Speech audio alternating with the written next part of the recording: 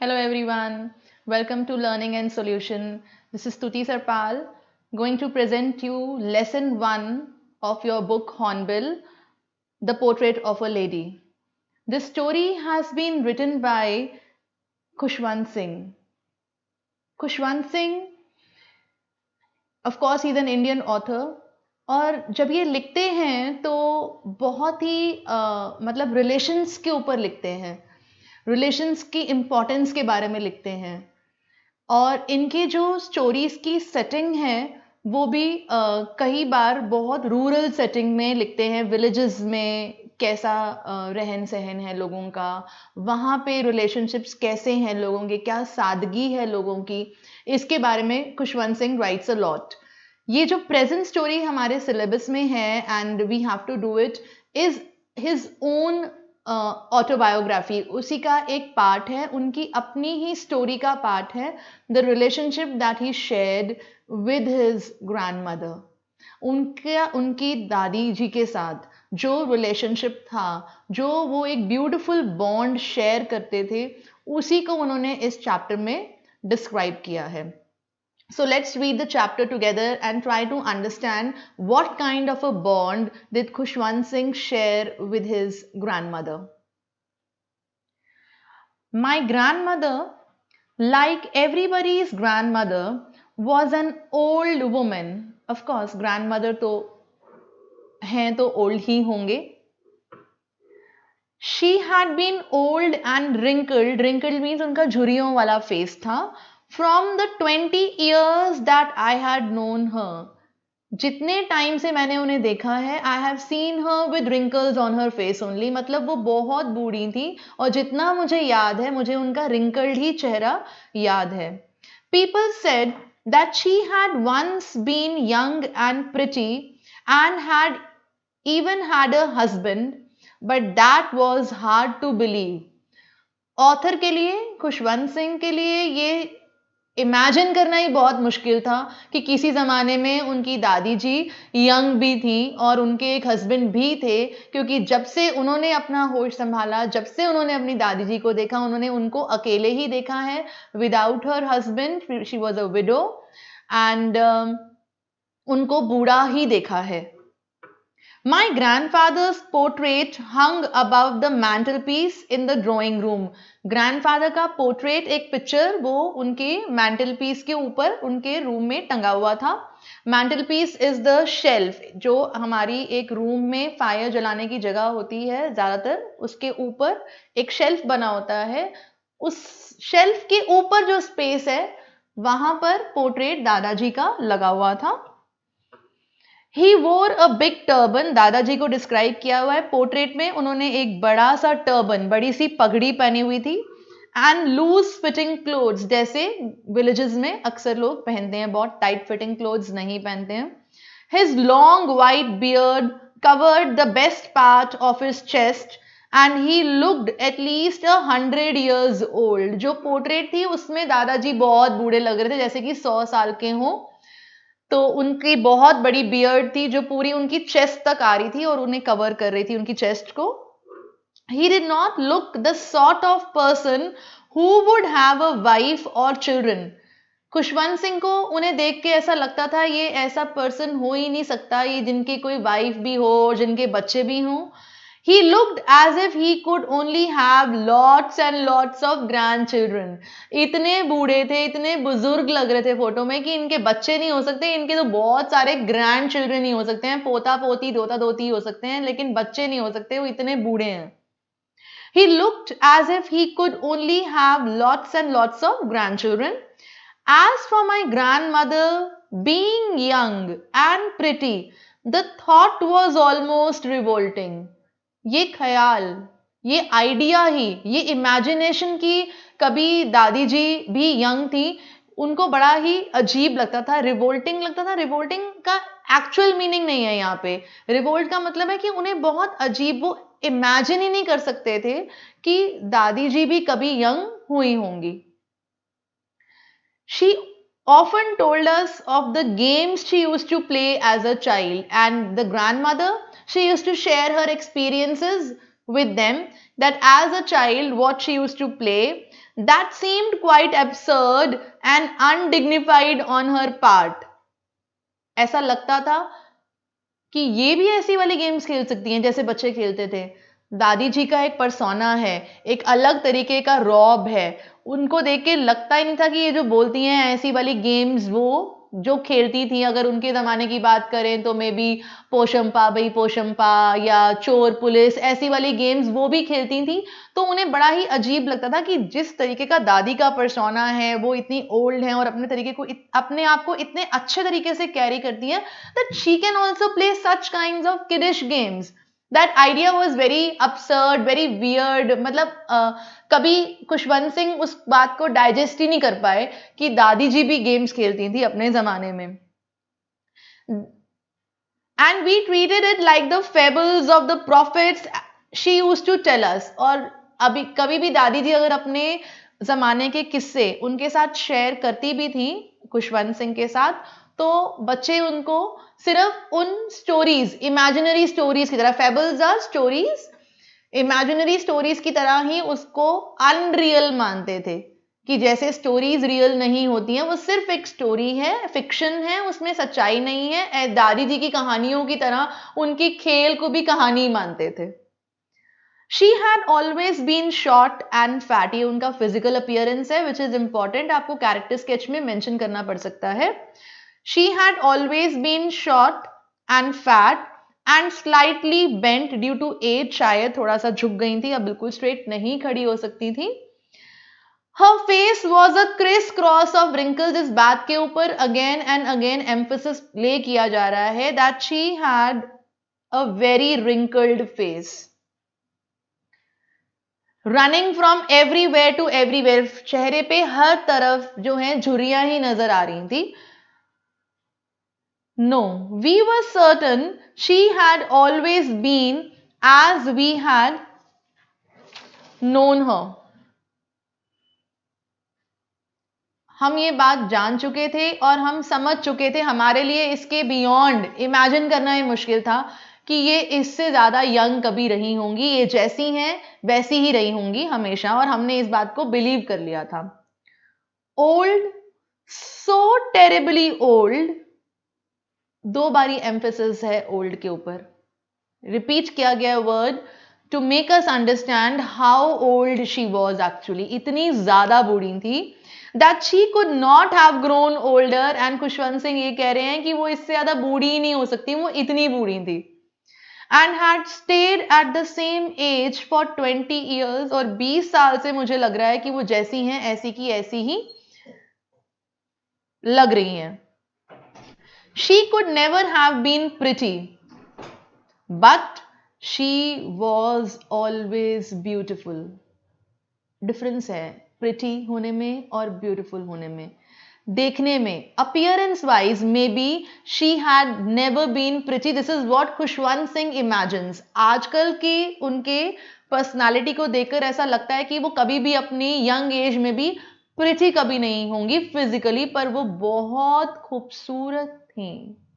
She had a very very serene poised kind of persona, जो एक different kind की charm थी, radiance थी उनकी, वो हमेशा से झलकती थी।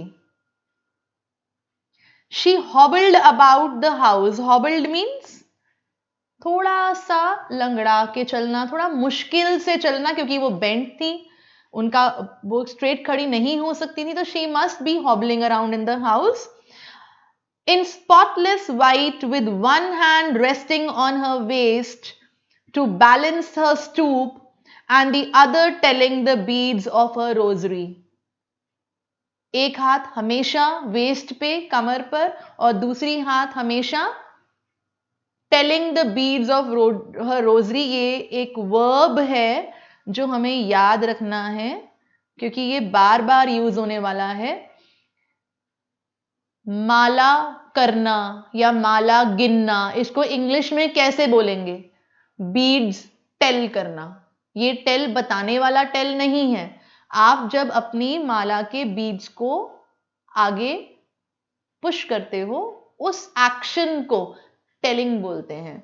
So she used to tell the beads of her rosary. Rosary is the religious beads की एक chain she had in her hand. Her silver locks were scattered untidily over her pale, puckered face. Her silver locks. She had white hair, which Khushwant Singh has described as silver hair. This is the beauty of the language that he has used. Over her pale, puckered face. Puckered means अंदर की तरफ को दबा हुआ, बहुत कमजोर. And her lips constantly moved in inaudible prayer. Continuously, जब भी कभी grandmother को देखा, her lips used to be moving in prayer which was not audible. Inaudible, which can't be heard.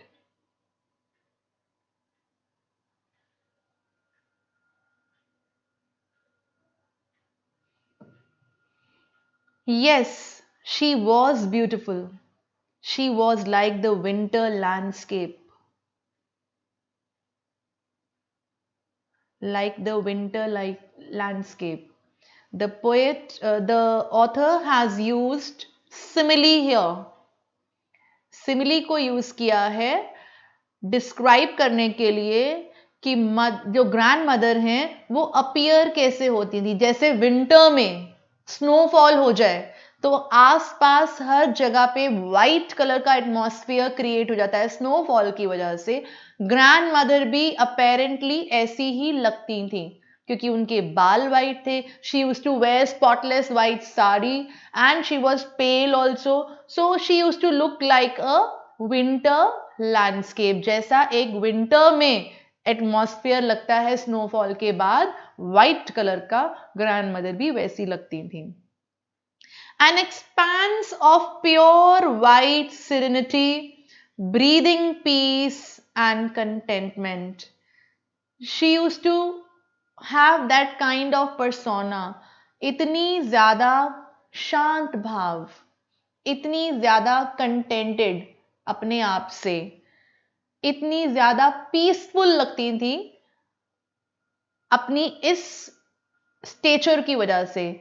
चुपचाप अपनी रोजरी को टेल करते रहना, इनऑडिबल प्रेयर बोलना, जैसे वो ड्रेसअप होती थी उनको देख के ऐसा लगता था कि कितनी सादगी है, कितना इनके चेहरे पर एक रेडियंस है, कितनी एक कंटेंटमेंट है उनके फेस के ऊपर.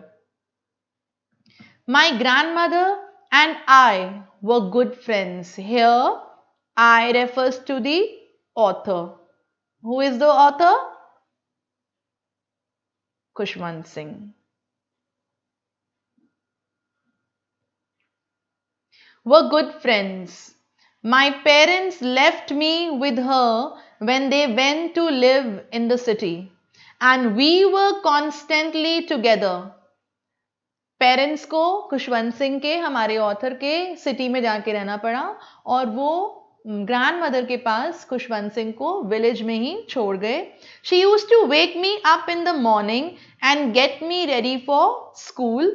She said her morning prayer in a monotonous sing-song way while she bathed and dressed me in the hope that I would listen and get to know it by heart.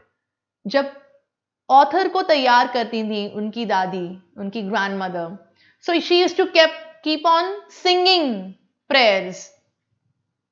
जो author सुनेंगे वो शायद उनको याद भी हो जाए. वो चाहती थी कि जो उनका ग्रैंडसन है उसको ये वाली जो रिलीजियस हिम्स हैं, ये भजन हैं, ये याद हो जाए. और इसीलिए जब उनको नहलाती धुलाती थी, जब तैयार करती थी उनको, तो उस वक्त वो साइड बाय साइड भजन गाती रहती थी या कोई और प्रेयर बोलती रहती थी.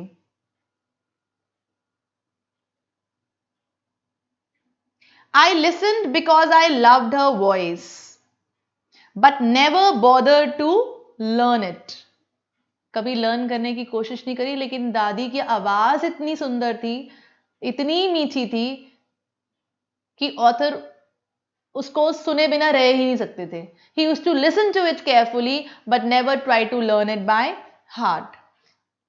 Then she would fetch my wooden slate, which she had already washed and plastered with yellow chalk, a tiny earthen ink pot, एक छोटा सा मिट्टी का इंक पॉट ले आती थी. स्लेट जैसे पुराने जमाने में उसको प्लास्टर करना पड़ता था, उसको प्लास्टर करके ले आती थी. एंड अ रेड पेन, ताकि उसके ऊपर वो लिख सके. Tie them all in a bundle and hand it to me. After a breakfast of a thick stale chapati, basi roti ka nashta karke, stale is basi, with a little butter and sugar spread on it, we went to school. She carried several stale chapatis with her for the village dogs. रास्ते में stale chapatis, जो बासी कल की बनी हुई chapatis हैं, वो रास्ते में stray dogs को, जो गली में घूमने वाले डॉग्स होते हैं, उनको डालने के लिए वो अपने साथ चपातीज पैक करके लेके जाती थी. My grand mother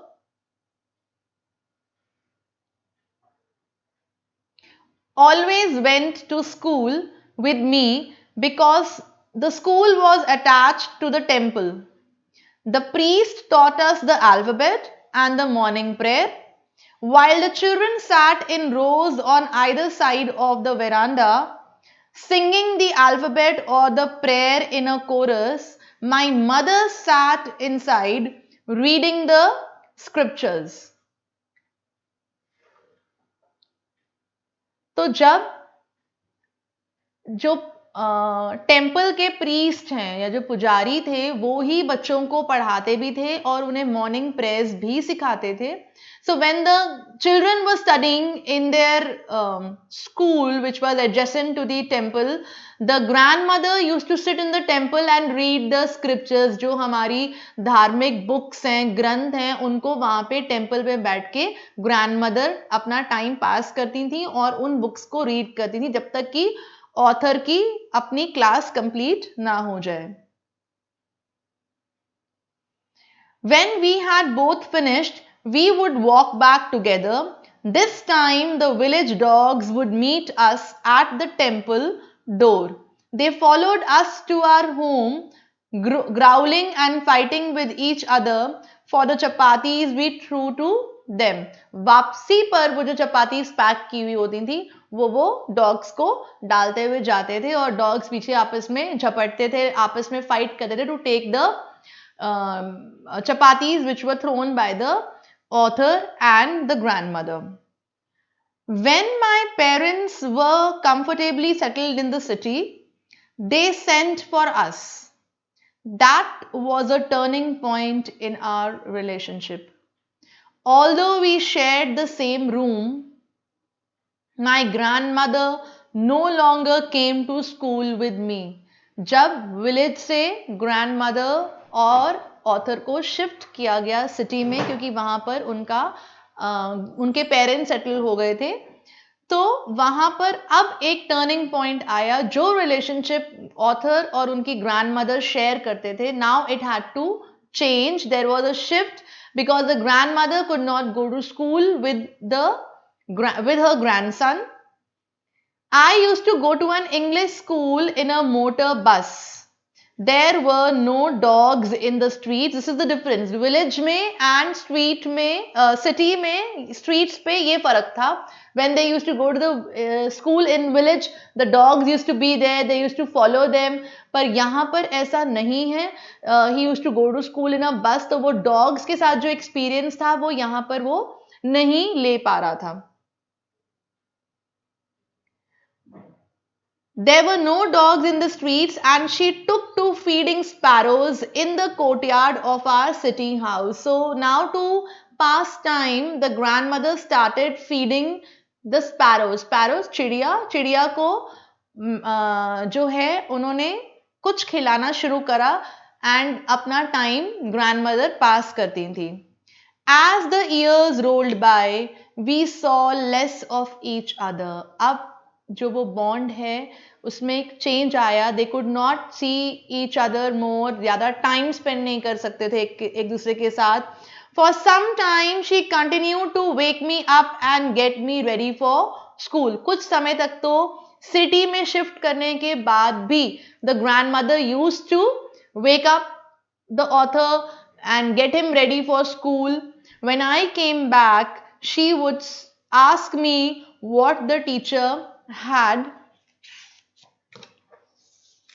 taught me.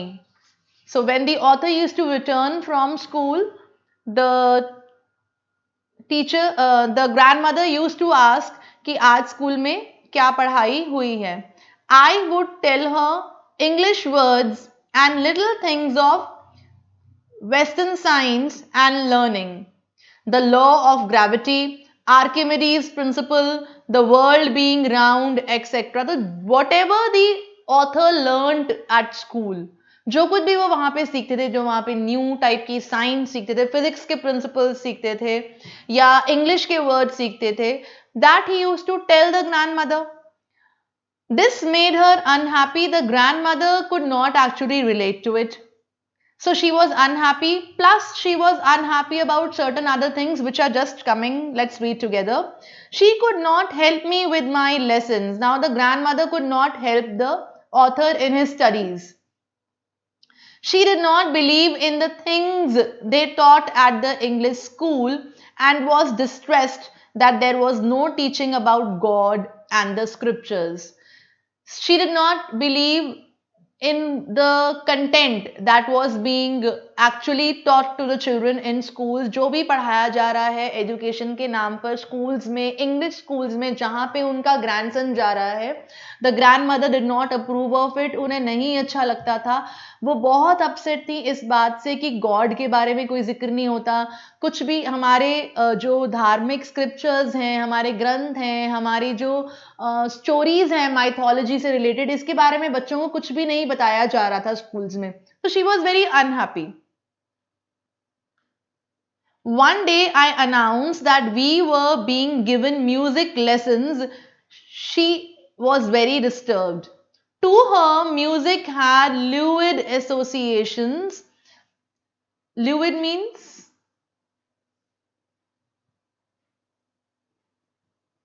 bad. It was the monopoly of harlots. Who are harlots? Harlots are supposedly characterless females. You can call them prostitutes.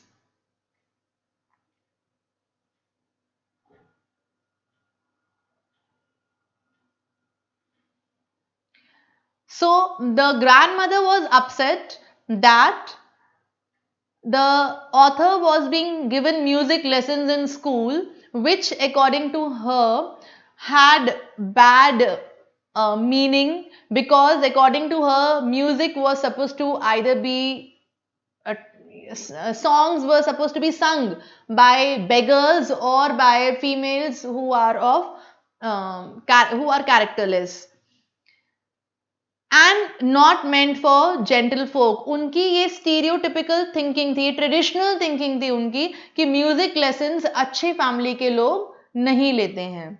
She said nothing, but her silence meant disapproval. She did not say anything. कोई भी बहस नहीं करी, कोई भी argument नहीं करा, पर उनकी चुप्पी में ही, उनकी चुप रहने में ही उनका disapproval, उनकी असहमति समझ में आती थी. She rarely talked to me after that. उसके बाद जो थोड़ा बहुत वो interaction हमारे author के साथ करती थी, वो भी she stopped. When I went up to the university, I was given a room of my own. The common link of friendship was snapped. Earlier, the author and the grandmother used to live together in a house in the village. When they shifted from the village to the city, they were still together.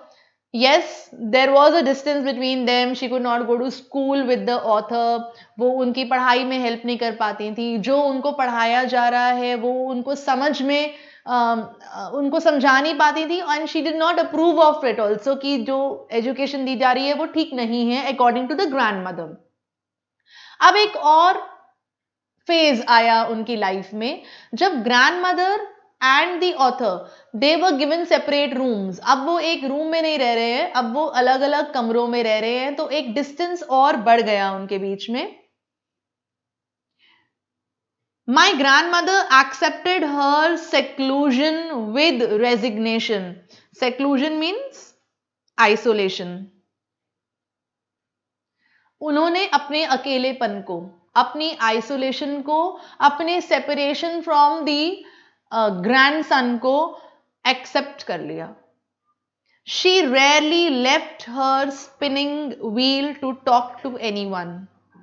अब वो सिर्फ एक ही काम करती थी अपना time pass करने के लिए, वो सिर्फ अपने स्पिनिंग व्हील को, चरखे पे बैठी रहती थी। From sunrise to sunset, she sat by her wheel, spinning and reciting prayers. Only in the afternoon, she relaxed for a while to feed the sparrows. सारा दिन वो सिर्फ स्पिन करती थी और बाद में वो शाम को कुछ समय के लिए स्पैरोज को, चिड़िया को कुछ खाना डालती थी।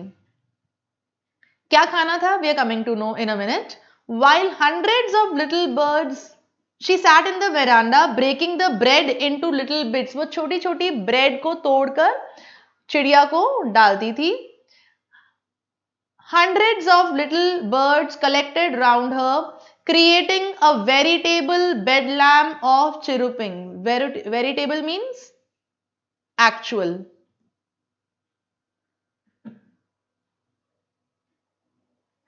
And bedlam means chaos. एक असली का chaos क्रिएट हो जाता था वहां पर, बिकॉज इतनी सारी चिड़िया वहां पर आ जाती थी। Some came and perched on her legs, others on her shoulders, some even sat on her head. इतना ज्यादा चिड़िया दादी के क्लोज हो गई that they used to come and sit on her head, on her legs, on her shoulder. She smiled but never shooed them away. दादी उनको भगाती नहीं थी, उड़ाती नहीं थी। It used to be the happiest half hour of the day for her, and she used to be very happy when she used to feed the sparrows the breadcrumbs. When I decided to go abroad for further studies, I was sure my grandmother would be upset. I would be away for 5 years, and at her age, one could never tell, but my grandmother could. She was not even sentimental. She came to leave me at the railway station but did not talk or show any emotion. Her lips moved in prayer, her mind was lost in prayer. So, another time came in the lives of the author and the grandmother. एक और phase आया, अब एक different phase आया। पहले वो village में इकट्ठे रहते थे, एक ही रूम में रहते थे। Then they came to the city. City में आके उन्हें एक ही रूम घर में दिया गया, फिर उनके रूम सेपरेट हो गए। और author Kushwant Singh has been given a chance to go abroad, so he is going abroad for his further studies. तो अब distance और भी ज़्यादा बढ़ गया, but grandmother did not show any kind of resentment. वो जो भी situation life में आ रही थी, जो भी चेंजेस आ रहे थे उनके बीच में और ऑथर के रिलेशनशिप के बीच में, वो उसको एडजस्ट करती जा रही थी और एक्सेप्ट करती जा रही थी। वो स्टेशन पर भी गई, एयरपोर्ट पर भी गई उनको छोड़ने के लिए, पर वहां पर भी कुछ नहीं बोली। उनका सिर्फ एक ही एक्शन था, हमेशा की तरह इनऑडिबल प्रेयर में उनके लिप्स मूव कर रहे थे। Her fingers were busy telling the beads of her rosary, और एक हाथ में उनकी रोजरी है और वो अपनी माला जप रही हैं। Silently she kissed my forehead, and when I left, I cherished the moist imprint as perhaps the last sign of physical contact between us. The author felt really emotional, बहुत ज़्यादा भावुक हो गए। When the grandmother kissed him on his cheek and he could feel that kiss on his cheek and perhaps he felt probably ये आखिरी बार होगा जब हम physically एक दूसरे को touch कर रहे हैं और मिल रहे हैं. But that was not so. पर ऐसा नहीं हुआ. वो दोबारा भी मिले. After 5 years, I came back home and was met by her at the station. She did not look a day older. She still had no time for words. And while she clasped me in her arms, I could hear her reciting her prayers. 5 years के बाद, again, when the author returned, the grandmother was there to receive him, still reciting her prayer, still looking the same as he has been seeing her, वैसी ही old. जैसे ही author को देखा उनको कस के हग कर लिया because she must B missing him. वो 5 years के बाद घर लौटे थे. Even on the first day of my arrival her happiest moments were her sparrows. अभी भी उनके जो सबसे ज्यादा खुशी के मोमेंट्स थे वो स्पैरोज को खाना डालना, ब्रेड डालना ही था. चाहे मेरा आज 5 साल के बाद पहला दिन है घर में ऑथर का, according to the author, still she was happy with the sparrows, whom she fed longer and with frivolous rebukes. Frivolous rebukes उन्हें छोटे छोटे funny, rebukes absurds, कुछ एब्सर्ड्स यूज करके, कुछ ऐसी लैंग्वेज यूज करके जो उनके मन में कुछ नहीं है, मजाक में उन्हें कहकर वो स्पैरोज को खाना डालती थी. In the evening a change came over her. She did not pray. वो पहला मोमेंट था जो ऑथर को याद है इतने सालों में, that his grandmother was not praying. Otherwise continuously उनके लिप्स जो हैं वो प्रेयर में ही मूव करते हुए देखे गए थे. She collected the women of the neighbourhood and she just called all the neighbours, got an old drum, एक पुरानी ढोलक मंगवा ली, एंड स्टार्टेड टू सिंग, और गाने गाने लग गई. For several hours she thumped the sagging skins of the dilapidated drum. बहुत घंटों तक बैठ के, सैगिंग मीन्स लटकी हुई, बहुत टाइट स्किन नहीं थी. Dilapidated means in bad condition. वो ढोलक भी कोई बहुत अच्छी कंडीशन में नहीं थी, फिर भी she kept on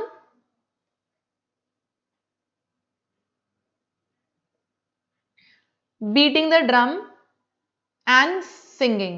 कंटिन्यूअसली ढोलक को बजा के, जिसकी जो बहुत ही खराब हालत में है, वो बहुत टाइट नहीं है जो उसका कवर है जिसके ऊपर बजाते हैं ढोलक. Still she kept on singing songs. And what did she Singh? She sang of the home coming of warriors. जैसे वॉरियर्स कोई जंग जीत के घर आते हैं वापस, उनके वेलकम में जैसे गाने गाए जाते हैं वैसे गाने गा रही थी. आज इतनी खुश थी. We had to persuade her to stop to avoid overstraining, कि इतना ज्यादा आप एनर्जेटिकली गा रहे हो, नॉन स्टॉप गा रहे हो, तो शायद आप थक जाओगे, अपने आप को स्ट्रेस स्ट्रेन कर लोगे. तो हमें ऑथर को और फैमिली मेंबर्स को उनको रोकना पड़ा. That was the first time since I had known her that she did not pray. Author ने अपनी लाइफ में पहली बारी ग्रैंड मदर को प्रे न करते हुए देखा था. He had always seen her praying only. Whether she is doing some other household work or getting the author ready or feeding the sparrows, whatever she may be doing, but at the same time she used to continue praying also. The next morning she was taken ill. She became really ill. बीमार पड़ गई. It was a mild fever and the doctor told us that it would go. But my grandmother thought differently. She told us that her end was near. Doctor ने कहा कि बुखार है हल्का सा, ठीक हो जाएगा, लेकिन ग्रैंड मदर को शायद अंदर से ये लगने लग गया था that her end is coming near. She is going to die very soon. She said that since only a few hours before the close of the last chapter of her life, she had omitted to pray, she was not going to waste any more time talking to us. और जब grand mother को ये feeling हुई that she is probably not going to live for very long, she told the family members that during the last few moments, hours of my life, I had not prayed. मैंने अपनी life में pray करना छोड़ दिया इतने सालों बाद. अब मुझे सिर्फ प्रे करना है. Please don't talk to me. She did not want to talk to the family members also. आमतौर पे ऐसा होता है कि जब किसी के लास्ट मोमेंट्स होते हैं तो they call all the family members, सबसे मिल लो in your last moments. But she said that no, she was guilty that she stopped praying, probably because she was very happy that the grandson had returned after so many years. So उस खुशी में वो pray करना ही भूल गई. तो अब मुझे किसी से बात नहीं करनी है and I just want to pray. We protested, but she ignored our protest. The family members wanted to be with her in her last moments, but she just refused and said she wants to remain alone. She lay peacefully in bed, praying and telling her beads. Even before we could suspect, her lips stopped moving and the rosary fell from her lifeless fingers. The author did not expect, and the family members did not expect the end to come so soon. That suddenly they saw that her lips are no longer moving in prayer. अब वो prayer नहीं बोल रही हैं और हाथ जो है वो lifeless होके साइड में गिर गया और हाथ से रोजरी भी, उनकी जो माला है जिसपे वो अपना जो भी मंत्र है, जाप है, प्रेयर है कर रही थी, वो भी छूट गई हाथ से. We lifted her off the bed and, as is customary, laid her on the ground and covered her with a red shroud. जैसे कि हमारा कस्टम है, जैसे हमारा ट्रेडिशन है कि जब कोई भी मरता है तो हम डेड बॉडी को उस बेड से उठा के नीचे रख देते हैं. So the author and the family members also kept the body of the grandmother covered with a shroud. Shroud is the piece of cloth जिससे आप ढक के रखते हो डेड बॉडी को. After a few hours of mourning, we left her alone to make arrangements for her funeral. कुछ time तक तो they stayed there and they mourned, they were sorrowful, but then after that everybody started to make arrangements for her funeral. उनकी last rites को perform करने के लिए, एक अंतिम संस्कार करने के लिए सभी लोग preparation करने के लिए उठ गए. In the evening,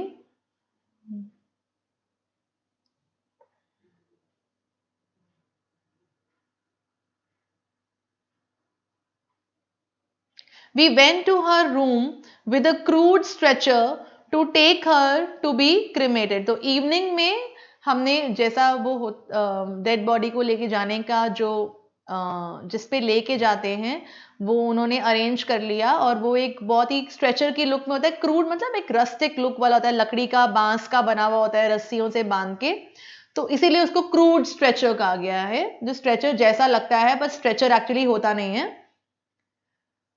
To take her to be cremated. The sun was setting and had lit her room and the veranda was a blaze of golden light. पूरे veranda में set होते हुए sun की रोशनी थी.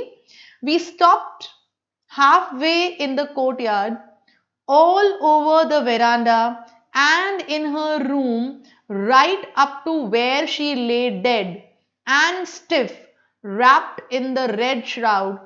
Thousands of sparrows sat scattered on the floor. ढेर सारे sparrows, ढेर सारी चिड़ियां वहां पर बैठी हुई थी पूरी जहां तक उनकी डेड बॉडी थी.